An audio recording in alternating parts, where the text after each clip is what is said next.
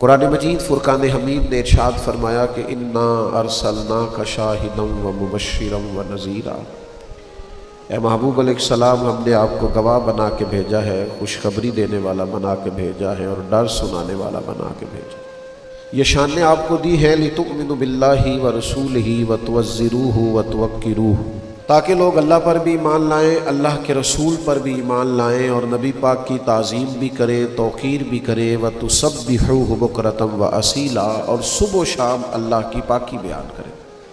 تو نبی پاک صلی اللہ تعالیٰ علیہ وسلم پر ایمان لانا یہ محبت رسول کا پہلا تقاضا ہے۔ میرے عزیزو، سب سے پہلا حضور کہا کہ یہ ہے، اور محبت رسول کی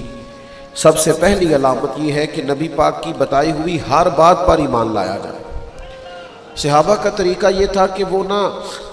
کبھی بھی دیر نہیں کرتے تھے، جس طرح حضور فرما دیں اور جس وقت فرما دیں اور جس طرح فرما دیں، کھول کر فرما دیں یا اشارے سے فرما دیں۔ یعنی نبی پاک علیہ السلام نے 2 رکعتیں نماز مسجد اقصیٰ کی طرف منہ کر کے پڑھائی اور 2 رکعتوں کے بعد رخ پھیر لیا اور نماز بیت اللہ کی طرف منہ کر کے پڑھائی۔ انہوں نے کوئی سوال جواب ہی نہیں کیا، انہوں نے کہا کہ ہمارا تو قبلہ ہی مدینے والے محبوب کی ذات ہے۔ گویا حاجیو آؤ شہنشاہ کا روضہ دیکھو، کعبہ تو دیکھ چکے ہو، کعبے کا بھی کعبہ دیکھو۔ جس طرح حضور کی چاہت ہو سر تسلیم خم ہے جو مزاج یار میں آئے۔ تو سرکار دو عالم علیہ السلام کی ہر بات پر ایمان لانا اور نبی پاک علیہ السلام کے ہر ارشاد کو دل و جان سے تسلیم کرنا، اور قرآن مجید نے اس مفہوم کو بیان کیا کہ حضور کے حکم پر اپنے دل میں کوئی بوجھ نہ محسوس کرنا، کشادہ روئی کے ساتھ سرکار کا ہر فرمان دل و جان سے قبول کرنا، جو حضور فرما دے، جو کریم فرما دے، جو جس وقت فرما دے اس پر پورے طور پر عمل کرنا، یہ محبت رسول کا پہلا تقاضا ہے۔ اور دوسری بات، حضور کی تعظیم ہو، نبی پاک کی توقیر ہو، مومنوں کی طبیعتیں ڈھلی ہوئی ہو، حضور کا نام پاک آئے تو آنکھیں خود بخود جھک جائیں، دلوں میں خود بخود نرمی پیدا ہو جائے، وجود پر کیف طاری ہو کہ محبوب کا ذکر خیر آیا۔ نبی پاک علیہ الصلاۃ والسلام کا تذکرہ کرتے وقت، حضور کی بات کرتے وقت، نبی پاک کی احادیث بیان کرتے وقت، سرور کائنات علیہ السلام کے نام کی بزم سجاتے وقت مومن انتہائی تعظیم اور توقیر کا خیال کرے۔ شاہ عبدالعزیز دباغ رحمۃ اللہ علیہ فرمایا کرتے تھے، میں تو نبی پاک کی محفل میں بھی اس طرح بیٹھتا ہوں جس طرح گویا حضور کے سامنے بیٹھا ہوا ہوں، اس لیے کہ حضور کی بات ہونے لگی ہے، نبی پاک کی حدیث کی بات ہونے لگی ہے، تعلیم کی بات ہونے لگی ہے، تعلیم کتاب و سنت کی بات ہونے لگی۔ تو تعظیم کے جذبات پورے طور پر، حضرت عمر ابن عاص رضی اللہ تعالیٰ عنہ صحابی رسول ہے، ہر صحابی بڑی عظمتوں والا، شانوں والا، برکتوں والا۔ حضرت عمر ابن عاص خود ایک بات ارشاد فرماتے ہیں، مسلم شریف میں موجود ہے، فرماتے لوگوں اگر تم مجھ سے کہو نا کہ حضور علیہ السلام کا حلیہ بیان کرو تو میں کریم کی بارگاہ میں رہا ہوں، صحبت اٹھائی ہے، قدمین میں بیٹھنے کا موقع ملا ہے، لیکن میں حضور کا حلیہ نہیں بیان کر سکتا۔ تم مجھے کہو کہ میں محبوب کے ابرو مبارک کی بات کروں، بھینی مبارک کی بات کروں، چہرہ ودھا کی بات کروں تو میں حلیہ نہیں بیان کر سکتا، اس لیے کہ حلیہ تو وہ بیان کرے گا جس نے آنکھیں کھول کے پورے طور پہ زیارت کی ہوگی۔ تو ہم تو وہاں بیٹھتے تھے تو نظریں جھکا کر، ہم تو وہاں بیٹھتے تھے تو ذرا سمٹ کر، ہم تو ذرا بیٹھتے تھے تو لہجے کا وضو کر کے، ہماری طبیعت نہیں تھی۔ آپ دیکھیے نا، خود نبی پاک علیہ السلام نے فرمایا مجھ سے سوال کرو، اور فرمایا سوال آدھا علم ہے، سوال پوچھنا چاہیے۔ آپ کے ذہن کے اندر کوئی سوال ہے شرعی، اس پر پوچھ لینا چاہیے، اس پر بات کر لینی چاہیے۔ نبی پاک علیہ السلام منبر پر ارشاد فرماتے کہ جس نے جو پوچھنا ہے پوچھے، لیکن حضرت مولا علی شیر خدا رضی اللہ تعالیٰ عنہ فرماتے میں نے بھی ایک سوال پوچھنا تھا، لیکن ہفتوں گزر گئے میں پوچھ نہیں سکا۔ ادب مانے تھا، طبیعت جرت نہیں کر پاتی تھی کہ کیسے حضور کی بارگاہ میں عرض کروں۔ میرا دل کرتا تھا کبھی کوئی اور آ جائے نا اور وہ والا مسئلہ پوچھ لے جو میں نے پوچھنا ہے، تو چلو اس کے پوچھنے سے میری تشنگی بھی دور ہو جائے گی۔ یہ آداب، یہ طور طریقے آج چونکہ ہمارے ہاں ہر چیز میں وسعت آئی ہے، اظہار رائے کی لوگوں کو آزادی بھی ہے اور ذریعہ بھی پاس ہے سوشل میڈیا، تو بے باکی کے نام پر بعض اوقات کچھ لوگوں کے لفظوں کے اندر حسن نہیں رہا، ان کے جملے باوضو نہیں رہے، ان کی گفتگو میں وہ ٹھہراؤ نہیں رہا جو حضور کی بات کرتے ہوئے مومن کی شان ہے۔ نبی پاک کی تعظیم، حضور کی توقیر، رسول اللہ صلی اللہ تعالی علیہ وآلہ وسلم کی بارگاہ کے آداب، یعنی ایک تو وہ دور ہے نا کہ جب صحابہ ادب کر رہے ہیں، اور ایک یہ دور ہے کہ ایاز کے بیٹے کا نام محمد ہے اور محمود غزنوی محمد بن ایاز کہہ کے پکارتے ہیں۔ ایک شام پکارا اور کہا ایاز کے بیٹے ذرا بات سننا، تو ایاز عرض گزار ہوئے حضور غلام زادے سے کوئی خطا ہو گئی جو آج آپ نے صرف ایاز کا بیٹا کہا، محمد بن ایاز نہیں کہا، یہ کسی حدیث میں تو نہیں آیا تھا،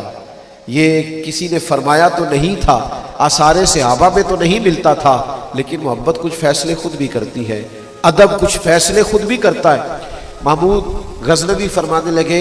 اگرچہ تیرے بیٹے کا نام حضور کے نام سے برکت لینے کے لیے محمد رکھا گیا ہے، لیکن میں نے پھر بھی کبھی اس کا نام بھی بغیر وضو کے اپنی زبان سے ادا نہیں کیا۔ میں محمد بن ایاز ہی کہنے لگا تھا، پھر میرا نا وضو نہیں تھا، پھر میری اس وقت وہ کیفیت نہیں تھی جو تقاضے ہیں اس نام کو پکارنے کے، تو میں نا آج ایاز کا بیٹا کہہ کے میں نے پکارا۔ بھائیوں، بہت تعظیم، بہت توقیر ہمارے ہاں بھی نا بعض چیزیں نوجوانوں میں اور عام لوگوں میں ایسی پائی جانے لگی ہیں جو درست نہیں ہے۔ ہمیں حضور کے آداب مبارکہ کا پورے طور پر خیال رکھنا ہے، ان تقاضوں کو سمجھنا ہے۔ حضور کا نام پاک لے تو ذرا حسین کر کے لے، یعنی نبی پاک علیہ السلام کا نام لے تو ذرا آداب کے ساتھ۔ ایمرجنسی جب ہوتی ہے نا تو ایمرجنسی میں ادب نہیں یاد رہتا، یعنی خدا نہ خواستہ کسی کے کرتے کو پیچھے سے آگ لگ جائے تو وہ صاحب کوئی عالی فاضل ہو، شیخ ہو، درویش ہو تو ان کے القاب نہیں پکارے جائیں گے، پیر طریقت، راہبر شریعت، تو یہ لفظ نہیں کہے جائیں گے حضرت، قبلہ، الحاج، شیخ، صوفی، اتنی دیر میں چاہے آگ سارا کام کر جائے۔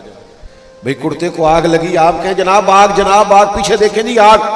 القابات ایمرجنسی میں نہیں پکارے جاتے، وہ تو روٹین میں پکارے جاتے، ورنہ تو جل جائیں گے مولانا سارے آپ کے القابات پکارتے ہوئے۔ لیکن یہ صحابہ کا انداز فکر ہے، یہ ان کا انداز گفتگو ہے کہ غار ثور میں حضرت سیدنا ابو بکر صدیق رضی اللہ تعالیٰ عنہ کے پیر مبارک کو سانپ نے ڈس لیا، پیر کو سانپ نے ڈس لیا ہے۔ تو نبی کریم علیہ السلام نے پوچھا ابو بکر کیا ہوا کہ آنکھوں میں آنسو ہیں؟ تو انہوں نے فوراً نہیں کہا سانپ سانپ سانپ سانپ، یہ نہیں کہا، بلکہ اس ایمرجنسی میں بھی ادب یاد رہے۔ عرض کرنے لگے فدا کا ابی و امی یا رسول اللہ، حضور میری ماں بھی قربان ہو آپ کے قدموں پہ، میرا باپ بھی قربان ہو آپ کے قدموں پہ۔ حضور وہ سانپ نے ذرا پیر کو ڈس لیا، اس ایمرجنسی میں بھی انہیں آداب بھولے نہیں، انہوں نے نبی پاک کی تعظیم کا، توقیر کا ہر جگہ خیال رکھا۔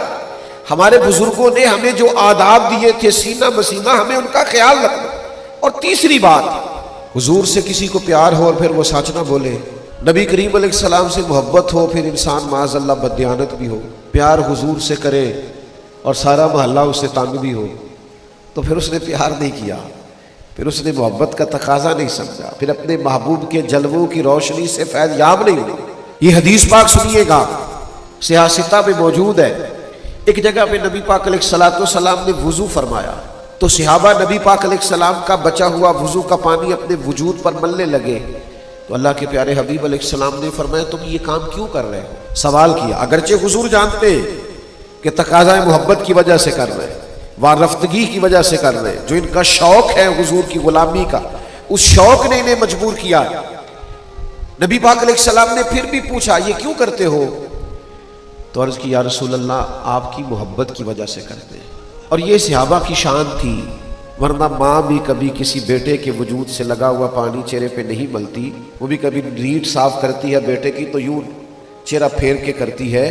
حضور کا بچا ہوا پانی چہروں پر وجود پر ملا جا رہا ہے۔ کریم نے سوال پوچھا کیوں کر رہے ہو؟ یا رسول اللہ صلی اللہ تعالی علیہ وسلم